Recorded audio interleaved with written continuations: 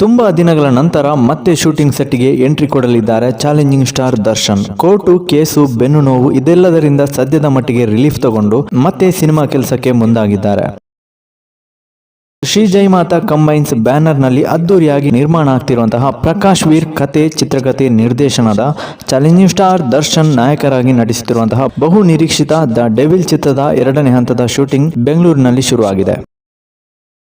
ಮೊದಲ ಹಂತದ ಶೂಟಿಂಗ್ ಈಗಾಗಲೇ ಕಂಪ್ಲೀಟ್ ಆಗಿದೆ. ಸದ್ಯಕ್ಕೆ ಲಲಿತ್ ಮಹಲ್ ನಲ್ಲಿ ದರ್ಶನ್ ಅವರ ಡೆವಿಲ್ ಸಿನಿಮಾ ಶೂಟಿಂಗ್ ಸ್ಟಾರ್ಟ್ ಆಗಿದೆ. ಮುಂದಿನ ಶೆಡ್ಯೂಲ್ ಮೈಸೂರು, ಹೈದರಾಬಾದ್ ಹಾಗೇನೆ ರಾಜಸ್ಥಾನದಲ್ಲಿ ನಡೆಯಲಿದೆ. ದರ್ಶನ್ ಕೂಡ ಈ ಎಲ್ಲ ಶೆಡ್ಯೂಲ್ ನಲ್ಲೂ ಪಾಲ್ಗೊಳ್ತಾರೆ. Sudhakar S Raj cinematography, Ajaneesh Loknath music Devil ಸಿನಿಮಾದ ಮೈನ್ ಹೈಲೈಟ್ ಅಂತಾನೆ ಹೇಳ್ಬಹುದು. ಒಟ್ನಲ್ಲಿ ಡಿ ಬಾಸ್ ಫ್ಯಾನ್ಸ್ ಗೆ ಸದ್ಯದಲ್ಲೇ ಒಂದು ಗುಡ್ ನ್ಯೂಸ್ ಬರಲಿದೆ ಅನ್ನೋದಕ್ಕೆ ಖುಷಿ ಆಗ್ತಿದೆ.